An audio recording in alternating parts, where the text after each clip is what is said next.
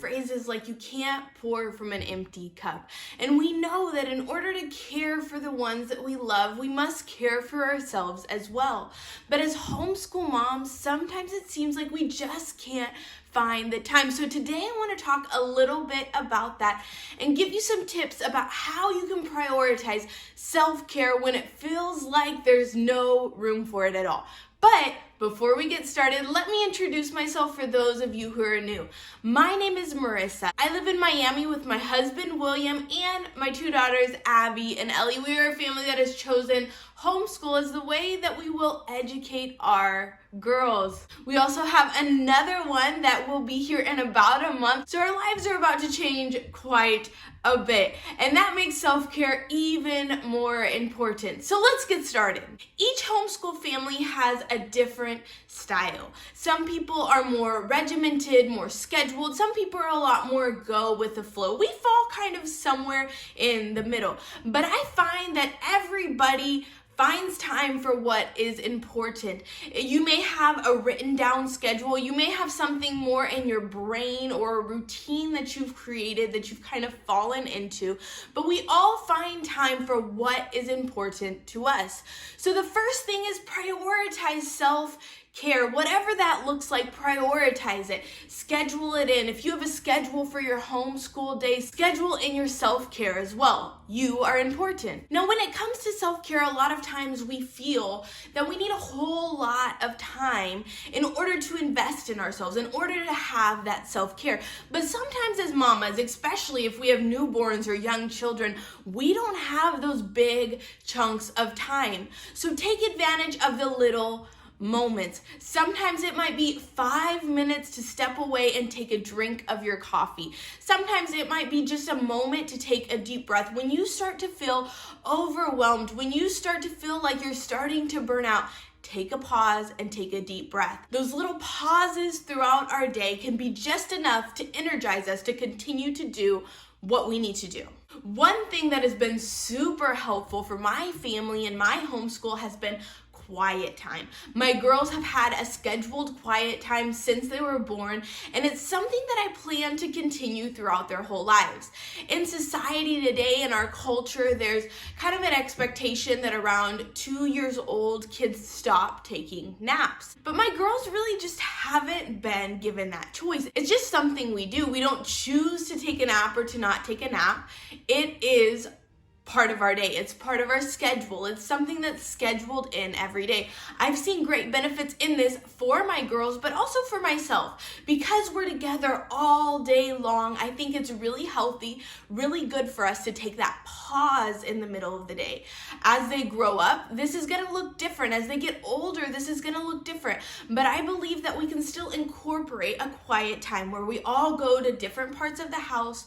We all are quiet and doing an activity or doing something or resting on our own. So that could look like reading a book for kids or doing some art or doing something, an independent activity on their own, but where they're independent, they're on their own, they don't need you in that moment, and you can invest in yourself a little bit. Now, I am not a natural early riser. That's not something that was built into my nature. I wouldn't say that I'm a super late riser either, but getting up at 4 or 5 in the morning isn't something that my body naturally does. But starting the routine of getting up before my girls has been super helpful for me mentally. It gives me that pause, that quiet before the day gets started, before things get loud, before activities start, that moment to just kind of drink my coffee. Now, I wouldn't say this is like a super self-care time for me. I work from home, so during this time I'm working from home. I'm doing my work, but it's just me. It's quiet. I have my coffee. So, like I said, self-care looks different for everyone. Sometimes it might just be a little alone time to do the things that you need to get done. But waking up a little bit early, and that could be 2 hours earlier, it could be 30 minutes. That's kind of the range for me. Sometimes it's a lot earlier than my girls, but sometimes it's just a little bit. But having that little space can be super helpful. And my last tip on how to find the time is find your tribe. Find a group, a community. In some places, there's already communities established that you can become a part of.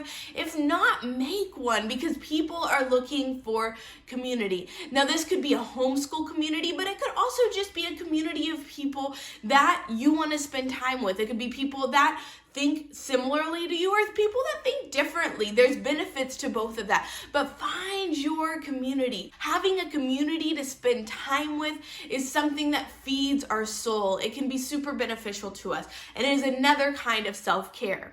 Now, some of us are so used to being with our kids that when we do get some space, when we do get some time apart from them, we don't really know what to do. So I'm going to give you some suggestions of some ways that are great to take care of yourself, some great ways to invest in your self-care. Now, I like to divide the ideas of self-care up into 3 different categories. So we have physical self-care, we have emotional self-care, and we have mental self-care. So let's start with our physical, with the outside, physical self-care. It's really important to take care of our bodies, and I think that's something that is easiest to throw at the wayside. It's easiest to just forget about it.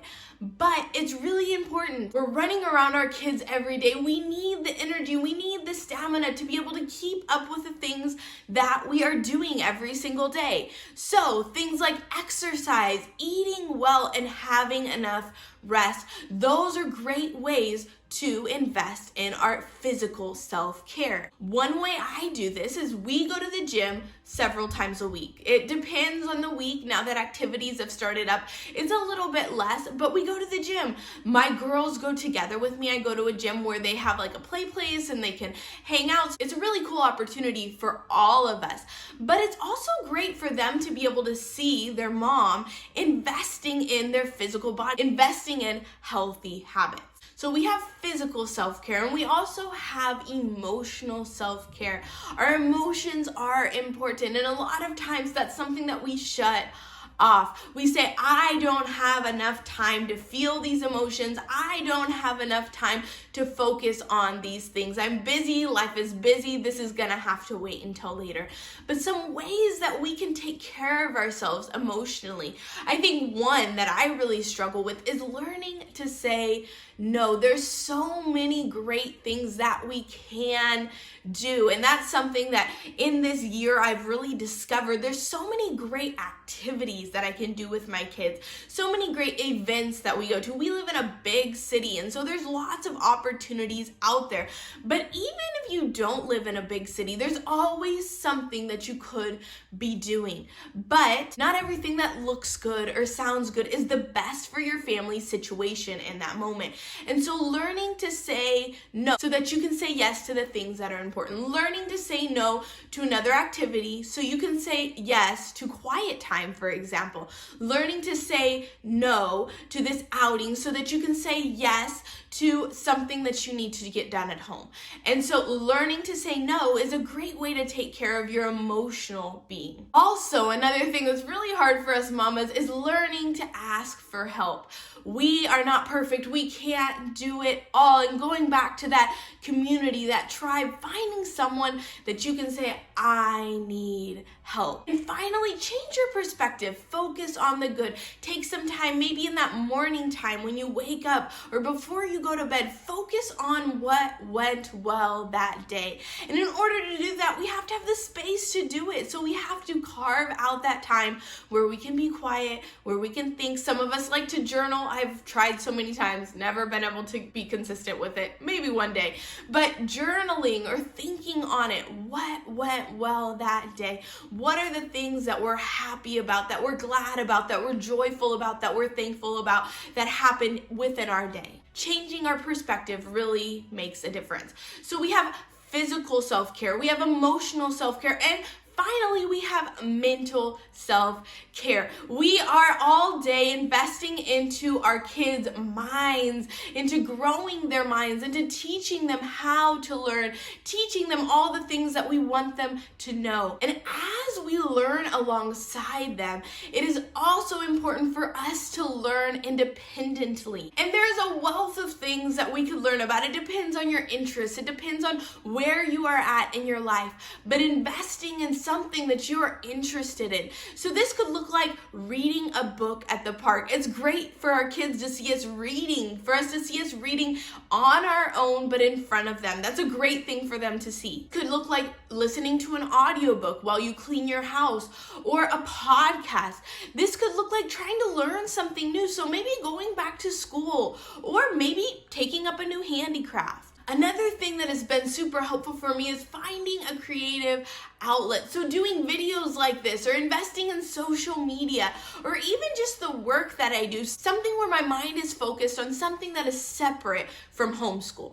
And finally, having an adult conversation. This goes back to finding your tribe, but talking to people. This could be over the phone, or this could be in person in a meetup, but having those adult conversations are really, really great for mental self-care. So these are some ideas of ways that you can invest in yourself, some ways that you can find time to invest in your self-care, and some things that you can do once you find that time.